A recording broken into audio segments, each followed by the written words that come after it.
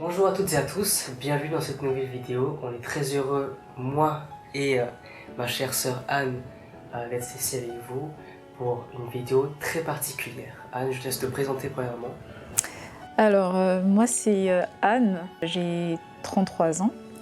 Je viens du Cameroun et j'y ai grandi, j'ai fait toutes mes études là-bas, une bonne partie de mes études là-bas, et donc je suis arrivée en France en 2013 et j'ai continué mes études là. Aujourd'hui, je suis attachée de recherche clinique et tout se passe bien par la grâce de Dieu.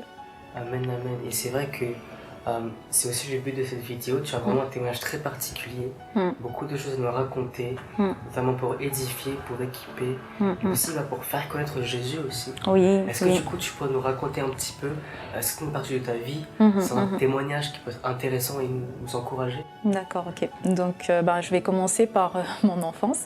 J'ai passé mon enfance chez ma tata qui s'appelle Tata Cécile. Elle n'est plus là, donc je pense à elle, je l'ai toujours dans mon cœur très fort. Et donc dès l'âge de 3 ans, j'ai été laissée chez elle par maman. Et donc de 3 ans à 7 ans, j'y ai été. C'est vrai qu'à l'âge de 7 ans, je commence aussi à m'intéresser à Dieu. Parce que dans la maison familiale, c'était pas commun d'aller à l'église. Mais je me décidais de faire des kilomètres pour aller à l'église. J'ai fait ça 1 ou 2 fois à l'âge de 7 ans. Et par la suite, je suis tombée gravement malade. Il y avait plusieurs diagnostics qui se posaient. Au final, le diagnostic était tombé, c'était une sorte d'épilepsie. Et à l'époque, ça a été diagnostiqué comme ça. Et les médecins disaient je ne vais jamais aller loin avec les études, il fallait que je fasse très attention, je ne devais pas sortir, il y avait plein d'interdits. Je ne devais pas marcher au soleil. Et dès ce moment-là, mon papa il me prend avec lui et c'est comme ça que je vais habiter chez la compagne de papa. Voilà. Quand j'arrive chez la compagne de papa, elle m'aime comme sa fille en fait. Elle me prend vraiment comme son enfant, tout se passe super bien jusqu'à ce que débarque une fois, je pense que c'était sa nièce. Et j'étais alors victime de maltraitance en fait. Et voilà, c'est dans ce contexte aussi que j'ai vraiment développé un manque d'affection chronique. Et pour moi, c'était certain et formel, personne ne m'aimait. Parce que voilà, toutes les maltraitances que j'avais vécues, et ma belle-maman, elle me prenait pour un enfant rebelle, qui fait tout le temps des bêtises, qui raconte n'importe quoi, qui se lève avec des bosses ou des blessures et qui ne dit pas d'où ça vient. Forcément, on va me dire que je suis sorcière, que j'ai fait un voyage dans la nuit. Pourtant, je me suis fait battre dans la nuit et je ne peux pas dire. Mais donc, mine de rien, tu t'es vraiment construit sur des mensonges. Des mensonges sur les avis des autres, du coup. Oui, non seulement sur les avis des autres, mais sur le comportement de mes proches, parce que je ne lisais pas en leur comportement tout ce qui pouvait être amour. Tout ce que je voyais dans leur attitude, c'était du rejet, parce que je ne comprenais pas pourquoi je n'étais pas avec ma maman, je ne comprenais pas pourquoi je n'étais pas avec mon papa, je ne comprenais pas pourquoi j'étais chez la compagne de mon papa et que je subissais toutes ces maltraitances, pourquoi je faisais tous ces tours. J'essayais de vivre, quoi. Surtout que en tant qu'enfant, c'est très compliqué de pouvoir grandir sainement quand tout ce qui est autour de toi n'est pas, n'est pas quelque chose de fixe, de fiable en fait. Sur les avis des autres, mais aussi comme tu viens de dire, avec ta famille, tu allais à droite à gauche, et donc il n'y avait aucune stabilité, mine de rien. Non, il n'y avait pas de stabilité, surtout à partir de l'âge de 8 ans, il n'y avait pas de stabilité. Et ce qui par contre pouvait faire ma force, j'ai envie de dire, c'est que Dieu était toujours avec moi. Parce que dès mon jeune âge, j'ai commencé à avoir des rêves prémonitoires. Dans tous ces moments-là, j'avais des rêves qui me parlaient de Dieu, donc j'avais une conscience quand même de Dieu très forte en fait. Je savais que Dieu était là, je savais que Jésus était là, et je m'intéressais beaucoup à Dieu. Comment ça t'a suivi du coup justement, maintenant qu'on a parlé de l'enfance, dans ton adolescence, comment ça s'est passé? Alors, quand je suis revenue chez la compagne de papa, il y a eu des problèmes et après on a dû déménager de la ville dans laquelle on était, ma ville natale. On a dû déménager de cette ville pour une plus grande ville, Douala. Et arrivé dans la plus grande ville, j'étais un peu perdue parce que dans ma petite ville natale qui est Bafoussam, c'est une petite ville. Donc, et les mentalités ne sont pas les mêmes. J'entrais justement au collège à cet âge-là. Donc en fait, quand on arrive dans la grande ville, je développe aussi beaucoup d'attirance pour le mysticisme en fait. Naturellement, c'est pas que, comme ça, je commençais à m'intéresser à tout ce qui était film de sorcellerie. Mon animal préféré, c'était le loup, pour te dire. J'aimais les pleines lunes. Je sortais quand il y avait la pleine lune. Quand il y avait des aboiements de chiens, je sortais parce que ça me faisait du bien, bizarrement, quoi. Je commençais à lire dans les mains de mes camarades et ça tombait que c'était ça. J'avais un discernement poussé pour des personnes qui étaient fausses, ou bien je pouvais deviner des personnes qui étaient mauvaises. Il y avait plein de choses mystiques qui se passaient autour de ma vie, parce que j'ai pas grandi dans ce contexte où tu peux apprendre que tu peux te suicider, mais je me disais, il faut qu'il y ait un truc qui arrive pour me sortir de là. Donc ça s'est multiplié comme ça, la mélancolie, le mysticisme, le fait d'être plongée dans mon monde à moi. Cependant, je savais que Dieu était là en fait. Je croyais en Dieu. Mais ça s'est accentué par plusieurs événements. Ma sœur, une année, elle m'avait envoyé une lettre. Dans cette lettre-là, ce que j'avais retenu, c'est qu'elle disait que peu importe ce que tu fais, sache que Dieu te voit, Dieu t'entend. Ça m'avait beaucoup marqué. C'était à l'occasion des fêtes de Noël, etc. Et je me suis dit, tiens, si Dieu m'entend, si Dieu voit tout ce que je fais, ça veut dire que je peux lui parler. Donc ça m'a fait encore davantage avoir cette conscience de Dieu. J'avais une amie qui était très proche à moi et subitement, au milieu de l'année, elle est morte, elle est décédée de façon très tragique et subite. Donc ça m'avait traumatisée. Et il y avait aussi une autre amie d'enfance qui était décédée de façon très mystérieuse. Ces deux événements m'avaient vraiment, vraiment bouleversée parce que c'était des personnes à qui je tenais énormément, qui sont parties de façon aussi subite comme ça. Et j'avais décidé de me dire, ma vie en fait n'a pas de sens. Donc j'ai commencé à planifier, fuguer en fait. Et un événement aussi qui m'avait amenée à m'intéresser davantage à Dieu. Je me suis dit, je vais prier Dieu. J'ai appris que tu pouvais prier en dehors des prières conventionnelles que les catholiques font. Du Notre Père, je vous salue Marie et je crois en Dieu. En dehors de ces 3 prières, je me suis rendu compte que on pouvait nous-mêmes formuler nos prières à Dieu en fait. Donc je suis rentrée chez moi et je me suis dit, à partir d'aujourd'hui, je vais rédiger ma prière que je vais réciter chaque soir avant de dormir. Et dans mon souvenir, il y avait une phrase que je prononçais sans trop comprendre pourquoi. Je disais, Seigneur, fais de moi ton humble serviteur. Avant, je ne comprenais pas le sens, mais je la récitais tous les soirs, cette prière. Il y a une chose aussi que je veux souligner, c'est que dans cette période d'adolescence, avant de passer mon brevet, il y a un épisode qui s'était passé avec ma belle-maman. En fait, vu que j'entrais vraiment dans l'adolescence, limite dans la jeunesse, oui, à mon âge de 14 ans par là, forcément, j'étais un peu comme une jeune fille de mon âge, quoi. Je vais pas dire que je sortais pas, j'étais casanière, mais je commençais à m'habiller d'une certaine façon, comme une jeune fille. Et mon père, il aimait pas ça. Pour lui, je devais rester sa petite fille. Et après, tout ce qu'il voyait sur mon comportement qui ne lui allait pas, il faisait des reproches à ma belle-maman. Et alors un soir, j'en ai pris cher parce qu'elle est venue, elle m'a vue, elle m'a dit tu t'es maquillée, tu t'es mis du noir ou... Je me dis non, j'ai pas mis du noir, je ne me suis pas maquillée. Elle me dit non, mais tu es en train de mentir, je te dis que tu t'es maquillée. Je dis non. Et après, elle me dit en plus, tu t'es épilée. Je me dis non, je ne me suis pas épilée. Le temps de répondre, je me suis retrouvée projetée au mur par la gifle parce que je ne comprenais pas ce qui se passait et j'étais tellement au sol que je me suis dit mais je comprends pas. Et le temps de réfléchir, elle me donnait des coups de pied, coups de main. Elle me disait oui, tu veux me tuer, qu'est-ce que tu me veux, tu veux ma mort ou quoi, je t'ai dit de ne plus faire ça et tout. Donc du moins elle était vraiment en colère. Et à un moment donné, elle a pris une chaise pour me battre, pour me taper avec cette chaise. Et c'est une chaise tellement lourde que si elle l'utilisait, c'est sûr que je partais aux urgences ou je mourrais, je sais pas. Et ma tante essayait de l'arrêter parce qu'elle était tellement en colère qu'elle n'arrivait pas à s'arrêter. Et ma tante essayait de l'arrêter, elle disait mais arrête, faut pas faire ça et tout. Et puis elle me criait à moi, mais qu'est-ce que tu fais? Lève-toi, tu veux mourir ou quoi? Fuis. Mais moi, de mon côté, j'étais là, je subissais et je me disais, c'est peut-être... Ton dernier jour. Peut-être que c'est ce que j'attendais depuis, quoi. Si je dois en finir, que ce soit là. Je veux mourir. S'il faut que je meure, je meurs. Donc je bougeais pas. Je restais sur place, je recevais tous les coups. Mais je sais pas comment ça s'est passé. Au final, ma tante a réussi à la calmer. Et ma belle-maman, elle a déposé la chaise.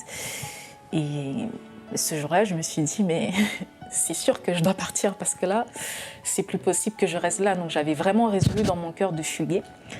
Et je me disais, bon, s'il faut que je fugue, je dois quand même fuguer avec un examen en poche, un brevet. Il ne faut pas que je fugue comme ça, sans rien.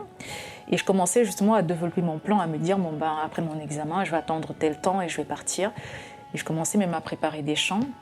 Et je disais, je me souviens d'un chant que je chantonnais, je disais que tous mes amis qui sont comme moi me suivent immédiatement. Dieu m'appelle vers la paix, suivez-moi. Bon, je me souviens de la mélodie. Hein. Et je me disais, quand je serai dans la rue, je vais demander à toutes les personnes qui croient en Dieu de me suivre et qu'on puisse aller vers la paix. Quand j'avais mis en place tout mon plan, je pense qu'au final, malgré tout le plan que j'avais mis en place, Dieu aussi avait d'autres plans pour moi. Ce qui se passe, c'est que ça n'allait plus trop entre mon papa et sa compagne. Et plus tard, elle m'a appelée pour m'expliquer et me dire ça n'allait plus entre deux et que forcément, j'allais plus habiter avec elle, que mon papa allait me retirer et me mener, je sais pas où, elle savait pas. Au final, il s'est avéré que j'allais aller chez ma sœur qui revenait au Cameroun. Et c'est comme ça que mon projet tombe à l'eau en fait. Je vais habiter chez ma sœur et c'est chez ma sœur qui était déjà chrétienne, qui connaissait le Seigneur. C'est chez elle que je découvre Dieu autrement parce que quand j'arrive chez elle, je pense que je suis chrétienne. Par concours des circonstances, je me rends compte en fait qu'il y a une différence entre ce que je pense être de chrétienne et ce qui était vraiment la chrétienté. Par une circonstance peu ordinaire, je donne ma vie au Seigneur. Et après avoir donné ma vie au Seigneur, tout ce qui était de mon passé ressurgissait en fait. Et mes envies de suicide, c'est bon, c'était passé. Je voudrais quand même insister sur le fait que, vu que je croyais en Dieu, c'était difficile de me faire croire que je n'étais pas chrétienne.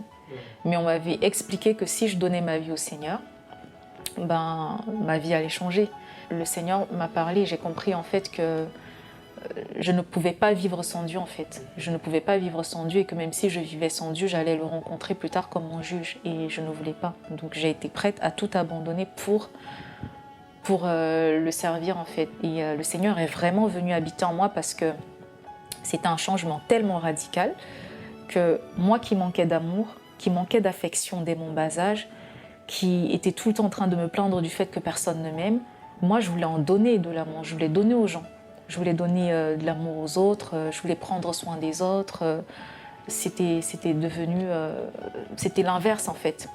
C'est une transformation vraiment radicale et ça, jusqu'aujourd'hui, ça m'a aussi soutenue dans ma foi parce que c'était tellement radical que même ma sœur, elle bénissait le Seigneur puisqu'elle avait vu mon changement. J'évolue avec le Seigneur. Quand j'atteins mon âge de 15 ans, 16 ans, la maladie ressurgit sous une autre forme. Donc j'avais des contractions saccadées, c'était encore tout le temps des crises. C'était très difficile pour ma famille et même pour moi. Donc ça m'a fait aussi tomber aussi dans un état de presque toujours mélancolie et dépression parce que je ne comprenais pas ce qui m'arrivait. J'ai dû reprendre avec les traitements et avancer avec les études. Sauf que ça m'a pénalisée sur mes 2 années parce que ça me fragilisait, ça me faiblissait, ça m'affaiblissait, ça me rendait nonchalante, limite comme un légume, quoi. Donc j'étais tout le temps, très sombre en fait, très sombre, toujours négative. Mais Dieu était toujours présent. Le Seigneur a toujours été fidèle et j'ai pu obtenir mon baccalauréat et j'ai pu aller à l'université. Je devais faire des études pour aller en Allemagne. Ça ne s'est pas fait. Le Seigneur n'a pas permis. Je suis tombée tellement malade cette année-là que j'ai dû perdre une année. C'était juste après mon baccalauréat et c'était tellement fort que le médecin avait dit carrément à ma famille qu'il ne fallait plus que je fasse des efforts intellectuels. Parce que j'étais passée au bord de l'internat, internat en psychiatrie. J'ai perdu une année à attendre et par la suite, j'ai compris que Dieu ne voulait pas que je parte en Allemagne, que mes études, les concours de médecine que je faisais, je ne les avais pas. Et par la suite, j'ai demandé au Seigneur où est-ce qu'il voulait que j'aille. J'avais une préférence pour une ville, mais au final, il m'a orientée dans une ville vers le nord de mon pays. Mon papa était contre, ça a été très difficile, mais au final, par la grâce de Dieu, j'y suis allée. Alors, j'ai envie de dire que c'est dans cette ville que Dieu m'a vraiment bâtie, parce que je sortais de ma zone de confort, j'étais loin de ma famille, mes repères spirituels ne devaient plus être les mêmes, donc c'est là où ma foi allait être vraiment jaugée, quoi. Donc je suis partie loin de ma famille, mais avec le Seigneur. Et c'est aussi toujours d'une façon assez particulière que j'arrive à l'université, parce que, en gros, je ne connaissais personne dans cette ville, mis à part un frère avec qui on avait fait un camp ensemble. Et c'était quelle ville? Ngaoundéré, ça s'appelle, Ngaoundéré. Et donc j'étais arrivée dans cette ville-là, très loin, très retirée. Et donc dans la ville de Ngaoundéré, je fais la rencontre des frères qui sont vraiment super zélés pour le Seigneur, qui aiment le Seigneur. Et dans cette ville, ma première année, c'était, en gros, mon plan, c'était faire la première année de bio, faire mon concours d'infirmière et partir de Ngaoundéré, en fait. Et les choses ne se passent pas comme j'ai prévu. Donc oui, je passe mes examens de second semestre, tout se passe super bien. Et donc je passe aussi mon concours parallèlement, de façon vraiment, j'ai envie de dire, limite miraculeuse, parce que j'avais très peu préparé mon concours. Et en même temps, au niveau de l'université, je n'avais pas beaucoup bossé mes cours. Sauf que, entre-temps, j'ai quand même tout validé mes unités d'enseignement et j'ai eu le concours. Mais il fallait partir. Mais à la fin, finalement, ça ne s'est pas fait. Mon père ne voulait plus. Il m'a clairement dit cette phrase, c'était un peu pour moi comme la volonté de Dieu, parce qu'au final, ça contredisait un peu ce qui était dit quand j'étais plus jeune. C'est-à-dire que je ne vais pas aller plus loin avec les études, que je ne devais pas aller très loin avec les études. Et il me disait, mais je vois que la fac te réussit très bien, retourne, vas-y jusqu'au bout, fais même le doctorat s'il le faut, ne t'arrête pas à faire des études d'infirmière, vas-y, va loin. Ce qui fait que je me retrouve en train de revenir à la fac après avoir réussi mon concours. Et c'est quand je reviens à la fac que j'ai une conviction forte que je vais aller en France. D'accord. Ça, c'était pas un rêve, c'était pas un songe. Je dirais pas que j'ai eu un songe, un rêve, une révélation. C'est une conviction, c'est une certitude. Je savais que je sais que, comme on dit souvent. Et tu connaissais déjà un petit peu ce pays ou pas du tout? Si, j'aimais beaucoup la France à l'époque, mais à distance. Je n'y voyais pas vivre, mais j'aimais beaucoup. Je me disais, s'il faut partir, je partirai ailleurs, mais pas en France. Mais je savais que j'allais en France. Et j'y vais avec cette conviction et je me dis, si je suis retenue en fac, il faut que je bosse dur pour avoir de belles notes. Et c'est ce qui se passe. Le Seigneur me bénit dans mon parcours. Je commence à avoir de super belles notes et tout. Parallèlement aussi, spirituellement, je vis des choses très fortes avec les frères. Et les sœurs, l'assemblée, l'église et tout. Mon appel se confirme aussi, le ministère, etc. Ministère, c'est des grands mots. Je n'ai pas de ministère pour le moment, mais mon appel se confirme. Et au bout de la 3e année, le Seigneur me donne un plan clair. Et au début, j'étais très résistante parce que je me disais, mais je vais aller en France, je vais perdre ma foi. J'ai appris qu'il y a plusieurs personnes qui y sont allées en Europe et qui ont lâché la main de Dieu. Moi, je ne veux pas lâcher la main de Dieu, je ne veux pas aller dans un pays où je me retrouve après à être bizarre ou lâcher la main de Dieu, non. Et le Seigneur me disait, chaque fois j'avais vraiment cette phrase, accepte d'aller en France, accepte d'aller en France. Et au bout d'un moment, quand j'ai vraiment compris que c'était Dieu, parce que j'avais cette paix qui était là, j'ai dit, Seigneur, j'accepte à une seule condition, que tu me promettes que tu vas garder ma foi. Si tu me promets que je ne vais jamais perdre ma foi, que je ne vais jamais me détacher de toi ni te régner, ok. Et le Seigneur m'a dit, je te le promets et fais-moi confiance. Et là, j'ai foncé et il m'a donné tout le détail de ce qu'il fallait que je fasse, dans le timing, etc. Et au final, je suis arrivée en France en 2013. Et les choses s'étaient passées comme le Seigneur l'avait indiqué, quoi. Alors, mon arrivée en France. Durant ma période à l'université, il y avait un frère qui avait demandé ma main. Et après plusieurs temps de réflexion, je lui avais dit oui. Donc je me disais, mon plan, il est parfait. Je vais aller faire mes 2 années d'études en France, je vais obtenir mon master et je vais rentrer au Cameroun me marier. Donc tout était parfait pour moi. Je me disais, voilà. Et j'arrive en France, loin de ma famille. J'ai développé ma relation avec Dieu dans beaucoup de temps de jeûne, de prière, solitude aussi. Alors, un soir, Et sur ce plan-là, parlons justement de ce frère-là qui a demandé ma main un soir, dans ces temps de jeûne et de prière aussi que je faisais, même d'évangélisation occasionnelle.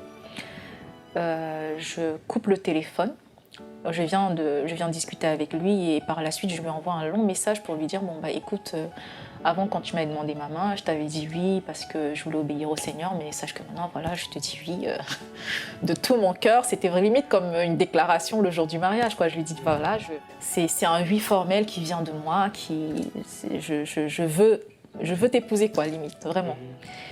Quelque temps, enfin dès que j'envoie ce message, je veux m'endormir avec la joie dans mon cœur parce que voilà, je lui ai dit oui et j'entends une voix qui me dit ben c'est pas ton mari. Et ça y est, le début d'un calvaire, alors sans précédent. J'étais persécutée jour et nuit, j'entendais cette voix partout, j'avais beau prier, intercéder, j'entendais cette voix qui, à ce moment-là, j'étais perturbée. Je ne voulais plus rester en France parce que je me disais mais Seigneur, c'est mort, c'est compliqué. Et entre-temps, justement, j'avais rompu avec mon fiancé à cause de ces voix-là que j'entendais et je m'étais dit, bon, bah, c'est pas supportable. Personne ne supporte ça. C'était une persécution tellement rude. Donc, je ne comprenais pas pourquoi. Je priais au nom de Jésus, la voix persistait. Je ne comprenais pas pourquoi la voix se présentait comme étant Jésus. Je ne comprenais pas pourquoi. Je ne comprenais pas plein de choses. Et du coup, je me suis dit, soit c'est Dieu, soit je suis schizophrène.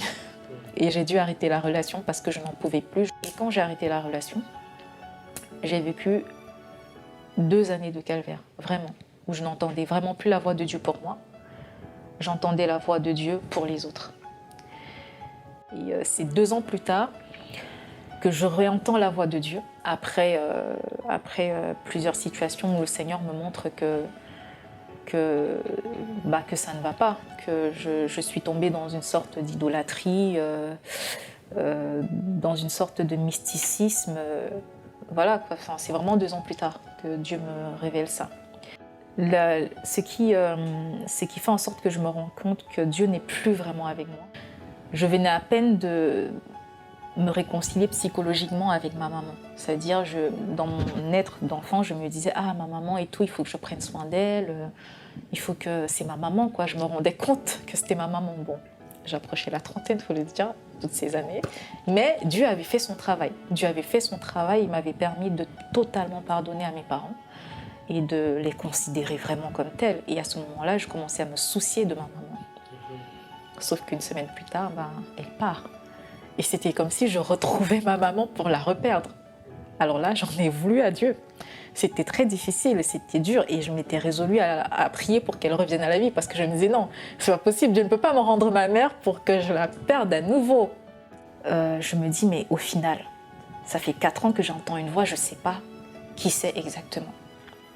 Je me décide à prendre encore un temps de jeûne et de prière pour savoir d'où vient cette voix. La voix s'amplifie. Et avec l'aide d'un frère aussi que Dieu a placé sur mon chemin, on a prié au bout du premier jour et tout. Il y a des manifestations, il y a des choses qui se passent. Et en une semaine, le Seigneur a opéré à ma délivrance complète.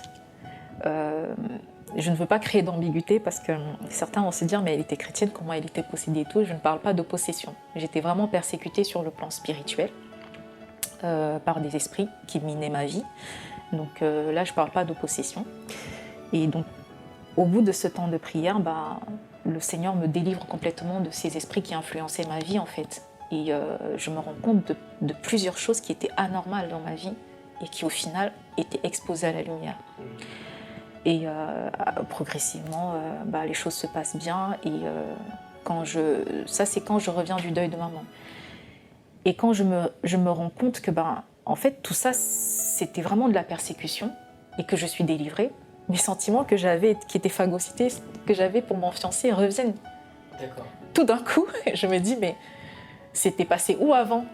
Ces sentiments-là sont revenus et tout. Je me suis dit, c'est pas possible.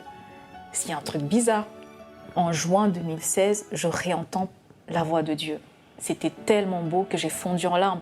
Et quand je réentends la voix de Dieu en 2016, je me dis, waouh, Seigneur, ça m'avait tellement manqué. Donc je recommence dans ma relation avec le Seigneur. Le Seigneur me remet devant moi ce qu'il a envie de faire avec moi. Il me révèle des choses et à un moment donné, Dieu me fait comprendre qu'il veut agir dans ma vie, mais qu'il y a des choses qui qui le bloque. Et je demande au Seigneur ce que c'était. Fais le deuil de ta maman et sépare-toi d'elle, oublie-la. Dis-le au roi, fais le deuil, parce que je n'avais pas encore fait le deuil. De 2016 à 2017, c'était dur, c'était comme si elle était partie hier. Mets toutes tes options secondaires de côté. Oublie cet athée-là, oublie l'option de te mettre en couple avec lui, même si tu sembles l'apprécier ton, oublie le fait de te mettre en couple avec lui. Et accepte que je sois ton père. Alors, ces 3 choses, je me suis dit, Seigneur, oui, je veux bien faire le deuil de ma maman, mais il faut que tu m'aides. Seigneur, si tu m'aides à faire le deuil sans passer par les étapes du deuil, je veux bien. Accepter que tu sois mon père, mais oui, j'ai aussi besoin de l'amour d'une mère, même si... Ok, Seigneur, j'accepte. Et ok, je renonce à ça. Et là, le Seigneur me déroule son plan. Il me dit qu'il va me donner une maison, un logement, qu'il faut que je sorte de là. Enfin bref, toujours est-il que à partir du moment où Dieu m'a proposé d'être mon père, j'ai compris par la suite avec les enseignements d'un de mes pasteurs, j'ai compris que Dieu a un amour de père et de mère, mais il choisit de se révéler en père. Donc c'était très fort ce que Dieu me demandait en gros. Il me disait qu'il veut être mon père, mais en fait il voulait m'aimer, il voulait que je me laisse aimer par lui. Et il savait qu'il allait me donner cet amour de mère et de père. Donc j'ai appris ça et ça a été très fort pour moi. Et par la suite, Dieu me dit que je dois partir de mon logement où j'étais, hébergée gratuitement. Je me dis mais non, j'ai pas d'argent, je manque de foi. Je dis mais non, c'est pas possible. Je gagne à peine ce que je vais manger ou prendre soin de moi. Qu'est-ce que je fais? Je peux pas sortir de là pour chercher un logement. Et je me dis non, c'est pas de Dieu. Mais le Seigneur utilise 2 personnes pour me faire comprendre que c'est sa volonté. Et ensuite, il y a eu un quiproquo aussi dans la maison dans laquelle j'étais avec la coloc qui était là. Il y a eu tout un remue-ménage et j'ai dû partir. Je me suis rendu compte que je n'aurais pas dû batailler pour rester là. Et je n'en serais pas arrivée là, au malentendu avec ces colocatrices-là. Mais au final, je me suis dit, il faut que j'obéisse. Mais ça, c'était entre décembre, on va dire janvier 2018 à avril. J'avais mis du temps pour entendre. Quand le Seigneur utilise ces 2 personnes, c'est 2 personnes vraiment qui ne se connaissent pas. Et ils avaient reçu la même parole, la même interprétation. Une sœur m'avait envoyé en partage, elle m'a dit « Comme Pierre, Dieu te demande de sortir de ta zone de confort. » Quelques temps plus tard, à une soirée de mon église, il y a un pasteur qui dit que voilà, Dieu demande à quelqu'un ce soir de sortir de sa zone de confort. Et ça, il le dit très clairement. Après avoir utilisé le même passage, c'était ça en fait, ma zone de confort financière, il fallait que je sorte de ma barque, il fallait que je croie que Dieu va pourvoir financièrement, mais c'était dur. Et là, comme c'était difficile, je me suis mise à chercher, j'ai cherché des solutions de colocation senior, colocation, toutes sortes de solutions, mais Dieu me disait non, tu dois chercher un logement, tu seras seule. Toutes les solutions tombaient à l'eau. Jusqu'à ce que je me dis, c'est pas grave, je vais chercher. Il y a un frère dans la famille qui a été vraiment aussi un soutien. Il a accepté d'être mon garant. Et vraiment, je lui dis merci par rapport à ça. Il a accepté d'être mon garant là où peut-être d'autres personnes n'auraient pas accepté parce que j'étais étudiante, je gagnais pas beaucoup et tout.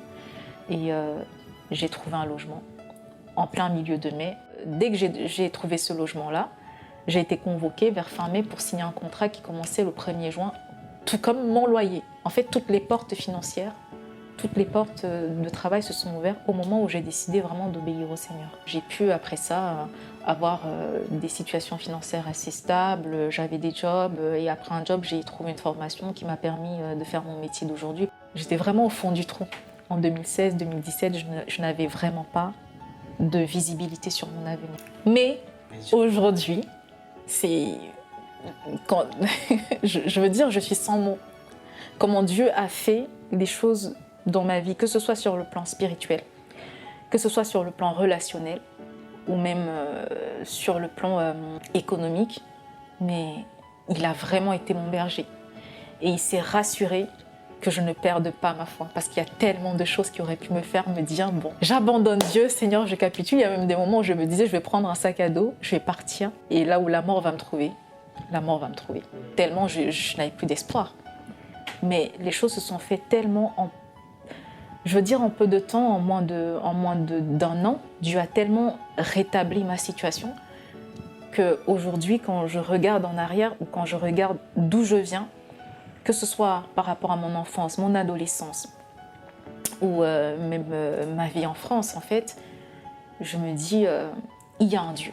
Il y a un Dieu qui prend soin de nous, qui est fidèle, qui nous transforme, en fait. Toutes ces paroles-là qui ont été prononcées dans mon enfance ou bien sur ma vie, Dieu s'est rassuré que ce soit ces paroles à lui qui s'accomplissent, peu importe le temps que ça prendrait. Et sur le plan même marital, j'ai envie de dire, parce qu'à un moment donné, je ne croyais plus du tout au mariage et tout. Dieu s'est rassuré aussi que ce côté-là de mon cœur soit restauré et qu'aujourd'hui, je puisse me dire, ah bah oui, je peux être une femme mariée. C'est pas une honte d'être mariée, parce que moi, je trouvais que c'était une honte de se marier. Et non, même ça, Dieu a changé ma pensée par rapport à ça. C'est vrai que c'est merveilleux parce que, en fait, tu as laissé Dieu être Dieu. Tu as vraiment laissé Dieu être Dieu. Moi, ce qui me touche vraiment dans ton témoignage, c'est vraiment ton obéissance. Malgré le fait que tu aies vécu plusieurs choses qui auraient pu vraiment t'éloigner de la foi, Dieu s'est quand même soucié et a quand même fait les choses en sorte que tu gardes ta foi. Ce qui prouve qu'en fait, finalement, très peu de choses, pratiquement rien ne vient de nous. Dieu dit dans sa parole que c'est lui qui met le bon vouloir le faire. Et c'est vrai que c'est très fort et c'est très encourageant parce que ça peut aussi rassurer les personnes, je pense. Rassurer les personnes qui ne savent pas où aller, qui ne savent pas quoi faire. Dieu est là. Du coup, dis-moi, est-ce que tu aurais un petit mot, un verset à partager du coup aux personnes qui nous regardent aujourd'hui? Alors, un verset, peut-être pas spécialement, mais je voudrais insister sur le fait que Jésus est vivant, Dieu est réel. Personnellement, j'en suis la preuve de ce que j'ai pu vivre. J'en suis la preuve. Donc, la chose la plus difficile pour les hommes à faire, c'est de changer l'autre. On peut faire semblant, la présence des autres peut faire de nous être des hypocrites ou des poker face, mais nous transformer profondément, aucun homme ne réussit à le faire. Aucun, personne. Même nos parents, quand ils veulent nous éduquer, ils veulent nous donner une attitude, ils veulent qu'on ait un comportement, mais personne ne peut nous transformer. Mais si on réussit à être transformé, à être une autre personne, à changer de destinée, à déjouer les pronostics, la seule personne capable de faire ça, c'est Dieu. Peut-être qu'on ne le voit pas, on ne le touche pas du doigt comme on voudrait le toucher du doigt physiquement, mais il se manifeste comme le vent. Le Dieu que l'on sert est vraiment un Dieu qui est disponible à partir du moment où on accepte, nous, de notre côté, de faire notre part et d'aller vers lui. En fait. Amen, amen. Donc vraiment, n'hésitez surtout pas, Dieu est disponible. Merci de nous avoir regardé cette vidéo. Soyez richement bénis.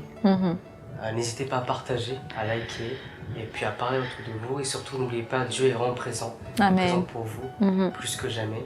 Et dire qu'une seule chose, c'est que justement, vous puissiez faire ce pas de foi et aller lui parler, lui poser vos questions, ouvrir simplement votre cœur. Donc, nous vous disons à très bientôt, j'espère. Et puis, soyez bénis. À bientôt. À bientôt.